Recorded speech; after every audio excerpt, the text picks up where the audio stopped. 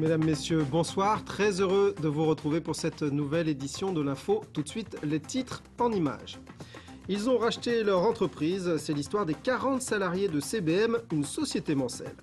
Le MSB, nouveau leader de la Pro A après sa victoire facile hier à Orléans. Vincent Froger a 38 ans, il vit seul et travaille, il est trisomique et prouve quotidiennement que l'on peut vivre avec ce handicap de manière autonome. Un sujet que nous prolongerons avec vous. Christelle Robert, vous êtes la présidente de l'association sartoise de la trisomie 21. Il faut le rappeler, dimanche, ce sera la 7e journée nationale de ce handicap.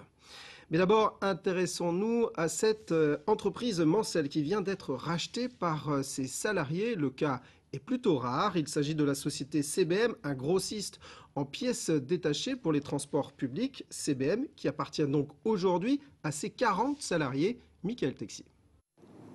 CBM au Mans, une entreprise pas tout à fait comme les autres. Alain Fauconnet en est le président et quand il s'adresse à ses salariés, il s'adresse aussi à ses actionnaires. 98% des employés de cette société, grossiste en pièces détachées pour tramway, métro et bus, viennent de racheter CBM à son ancien propriétaire, une filiale de la banque Natixis. Ça donne certainement un petit peu plus de charge et de responsabilité vis-à-vis des salariés parce que tout le monde s'est impliqué dans l'entreprise. Il y a des gens qui ont investi de l'argent personnel pour devenir actionnaire de CBM. Donc ça renforce encore la responsabilité que peut avoir le patron. D'autant qu'Alain Fauconnet avait été débarqué en juillet par Natixis qui souhaitait vendre. S'ensuivit une grève de soutien de 10 jours de la part des salariés. Après négociation, ce sont eux qui ont mis la main à la poche. 40 millions d'euros, une somme vertigineuse prêtée par une banque. La société se porte bien, elle a doublé son chiffre d'affaires en 4 ans, alors l'avenir ne les inquiète pas. On sait que l'entreprise fonctionne bien, a des bons résultats, donc on sait qu'on travaille pour une bonne entreprise, donc il n'y a pas peur. Au contraire, c'est plus avant qu'on avait peur, quand M. Fauconnet était démis de ses fonctions. Mathieu a 26 ans, il est le plus jeune de ses salariés actionnaires. Quand il vient ici le matin, c'est avec le sourire. C'est sûr que c'est un plaisir, on vient travailler pour nous-mêmes, ça change, c'est toujours mieux. Puis d'avoir ça fait un peu un esprit de famille ici, on va dire. Ça change, tout le monde se sent concerné, on avance plus. Avec, pour les salariés, un sentiment, celui de pouvoir contrôler la destinée de leur entreprise. On est plus serein, on voit l'avenir et on va pouvoir mettre en forme tous les projets qu'on avait d'expansion et d'embauche et de développement de la société. 20% du capital est aux mains de 2 autres sociétés. Prochain objectif des salariés, racheter l'ensemble des parts restantes. Social, maintenant, 2 préavis de grève ont été déposés pour demain jeudi. Les agents de la restauration scolaire du Mans reconduisent leur mouvement. On vous en parlait dans notre édition d'hier. Même si on vient de l'apprendre, des négociations sont prévues demain matin avec la ville. Et puis, les salariés des laboratoires Manceau installés au pôle santé sud vont également cesser le travail. Ils réclament de meilleures conditions salariales. Dimanche, c'est la journée nationale de la trisomie 21, un handicap qui véhicule encore beaucoup de préjugés. Le premier d'entre eux étant que les trisomiques ne pourraient pas être autonomes. C'est pourtant le cas de Vincent que Marine Wolf a rencontré. Voici son portrait. À 38 ans, Vincent Froger vit seul dans son propre appartement depuis 5 ans. Porteur de trisomie 21, il lui a fallu du temps et de l'énergie avant d'acquérir son indépendance. Aujourd'hui, cette autonomie, il y tient et il veut vivre, comme tout à chacun, sa différence en plus. Et vous vous sentez différent des autres ? Pas vraiment. Parce que vous avez une vie... Une vie comme tout le monde et puis une vie quotidienne. Tout. Et alors c'est quoi justement une vie comme tout le monde ? Une vie comme tout le monde, c'est par exemple... J'étais dans un appartement, il y a toujours à faire. Tout. Actif, Vincent Froger est aussi au sein d'une association, Trisomie 21 Sarthe.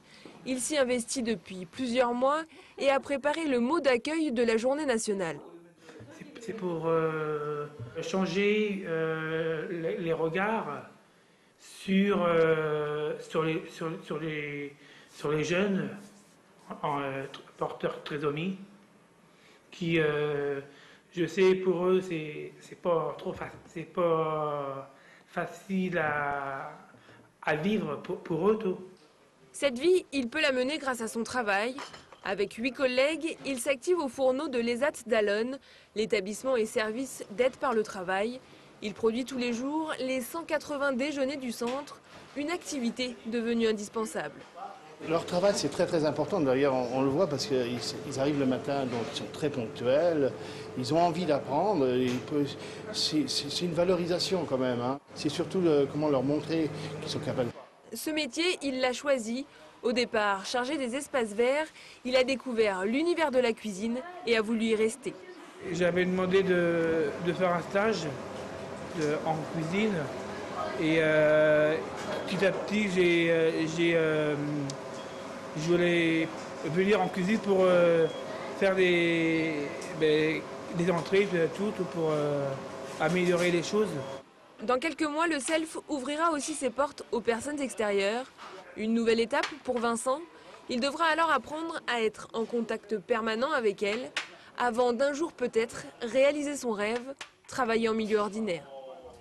Avec nous donc Christelle Robert, on vous a vu dans ce reportage, vous êtes la présidente de l'association sartoise Trisomie 21. Alors est-ce que d'abord, première question, le cas de Vincent est-il exceptionnel ? Le cas de Vincent en Sarthe, peut-être. Enfin, étant donné que nous gérons un service qui accueille des enfants entre 0 et 20 ans, je ne connais pas encore beaucoup d'adultes porteurs de trisomie 21, j'en connais. Mais en tout cas, on sait qu'en France, puisqu'on fait partie d'une fédération qui regroupe à peu près 68 associations, on sait que oui, il y a beaucoup de jeunes porteurs de trisomie 21, d'adultes qui travaillent, et même qui travaillent en milieu ordinaire. Notre association a 30 ans, hein, donc à l'origine c'était des parents qui étaient convaincus que leur enfant pouvait vivre en milieu ordinaire et convaincus du potentiel qu'ils avaient. Donc leurs enfants aujourd'hui ont 25-30 ans, 40 ans, voilà, ou 38 ans comme Vincent, et certains travaillent en effet auprès des enfants dans les écoles maternelles ou travaillent dans la grande distribution. Alors quelle image selon vous a aujourd'hui la personne trisomique ? Est-ce que, comme je le disais dans le lancement, vous avez ce sentiment qui véhicule encore beaucoup de préjugés ou pas ? Oui. Les personnes porteuses de trisomie 21, enfin l'image qu'on a des personnes porteuses de trisomie 21 n'est pas encore assez positive, je pense. Et c'est pour ça qu'on organise depuis 7 ans une journée nationale de la trisomie 21. C'est bien pour se rencontrer et puis pour que l'on puisse se débarrasser de tous les préjugés qu'on puisse avoir. C'est quoi le préjugé principal ? C'est qu'ils n'ont pas de potentiel, c'est qu'ils ne savent pas faire grand-chose, alors qu'on peut le voir, on a pu le voir dans le reportage, si on leur fait confiance et si on les accompagne, moi je suis convaincue qu'ils ont un potentiel énorme et qu'on peut aller loin avec eux. Oui, c'est pas le handicap qui, selon vous, les bloque dans leur évolution, même si forcément ils jouent un rôle. Oui, c'est plutôt le regard qu'on porte sur ce handicap. Forcément, le handicap est bien présent. Hein. Alors, il y a il y a un accompagnement, il y a des professionnels qui travaillent avec nos enfants qui permettent d'atténuer cet handicap, mais il est toujours là. Mais c'est pas ça qui freine. Hein. Ce qui freine, parce que eux, ils ont envie de vivre avec nous pour les loisirs, à l'école, dans le domaine professionnel. Enfin, ils ont envie de travailler au milieu de nous. Et ce qui freine, c'est peut-être la peur du handicap, c'est ces pensées qu'ils ne peuvent pas apporter quelque chose alors qu'ils ont une richesse. Ils sont ils peuvent communiquer bien mieux que nous parfois. Alors vous avez, je le disais, vous présidez une association qui, elle, gère un service qui regroupe des professionnels qui accompagnent néanmoins ces adultes, mais surtout les enfants. Les enfants. Vous l'indiquiez, les enfants dans leur intégration scolaire, dans leur vie de tous les jours. Oui, on a des éducateurs, des orthopédies. Qui sont ces professionnels ? Comment ils travaillent avec ces enfants ? L'idée, vraiment, depuis le début, il y a un partenariat étroit entre la personne porteuse de trisomie, les parents et les professionnels. On travaille ensemble pour mettre en place de nombreux projets qui répondent en milieu ordinaire pour accompagner les jeunes. Mais ça veut dire des orthophonistes qui vont leur permettre de mieux s'exprimer. Et puis d'articulation. Oui, tout à fait, lié au handicap. Il faut le dire, il y a aussi la capacité à apprendre à lire, à écrire pour ces enfants. Aujourd'hui, les enfants, ils sont accompagnés parce que la seule institutrice ou le seul instituteur ne peut pas le faire. Ou pas. Ou est-ce qu'ils ont besoin d'être accompagnés par une auxiliaire de vie scolaire, enfin des gens qui viennent appuyer, par exemple, les instituteurs ou les institutrices? Oui, tout à fait. Oui, je pense qu'il y a besoin quand même d'un accompagnement, ce que je dis depuis le début, mais aussi d'avoir confiance en eux. Hein, et simplement d'essayer d'apprendre à les connaître et puis de les accompagner au mieux. Est-ce qu'il y a besoin d'un accompagnement, d'une connaissance, parce que c'est souvent ce qu'on nous dit, on nous dit je ne sais pas faire, il faut aller voir ailleurs parce que moi je ne sais pas faire. Non, je pense qu'il faut qu'on s'installe autour d'une table, ensemble, professionnels, les personnes qui sont confrontées, enfin qui ont en contact avec les enfants et nous-mêmes, et qu'est-ce qu'on peut faire pour que ça aille mieux. Et quand on fait ça, on le voit bien, les éducateurs interviennent beaucoup dans les écoles. Hein. Nos enfants, en général, en école primaire, sont dans des classes d'intégration, et le temps le plus compliqué c'est le temps de cantine, parce qu'ils sont très sensibles au bruit, et donc quand on a connaissance de ça, et on peut arriver à gérer, voilà, et que les éducateurs interviennent une fois ou deux, après on y arrive. Bien. Christelle Robert, merci beaucoup. Je le rappelle, votre association organise également un bal sur le thème des années 80. Ce sera à la salle Jean Carmet à Lonne le dimanche 22 novembre à partir de 14h30. Et puis, vous avez le contact de cette association. Si évidemment le sujet vous intéresse. À noter également sur vos tablettes de rendez-vous demain jeudi avec une conférence Vivre en maison de retraite à partir de 13h30 à la salle Henri Salvador de Coulennes. Et puis vous connaissez peut-être le speed dating pour rencontrer l'âme sœur. Cette formule qui consiste en un tête-à-tête très rapide existe aussi pour l'emploi. Ce sera le cas demain jeudi au Mans au théâtre du Scarron de 18h à 20h. Cet apéro job vous permettra de rencontrer les recruteurs de 7 sociétés des secteurs du commerce et de la distribution, parmi lesquels Decathlon, les Galeries Lafayette ou H&M. Basketball maintenant, et le MSB qui s'installe en tête du classement de la Pro A après sa victoire écrasante contre Orléans hier soir, 89-55, le point en image.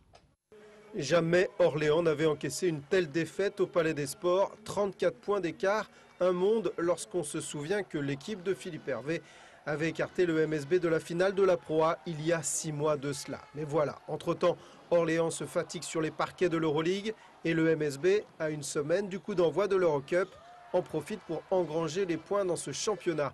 Emmenés par Wright et Spencer, auteurs à eux deux de la moitié des points de leur équipe, les hommes de J.J. Jackson ont donné une leçon de basket, 89-55, 114 d'évaluation contre 48 à leurs adversaires. Et au final, avec 6 victoires pour une seule défaite, le MSB partage la première place du championnat avec Cholet, l'autre équipe des Pays de la Loire. Prochaine rencontre, ce sera à Poitiers vendredi prochain.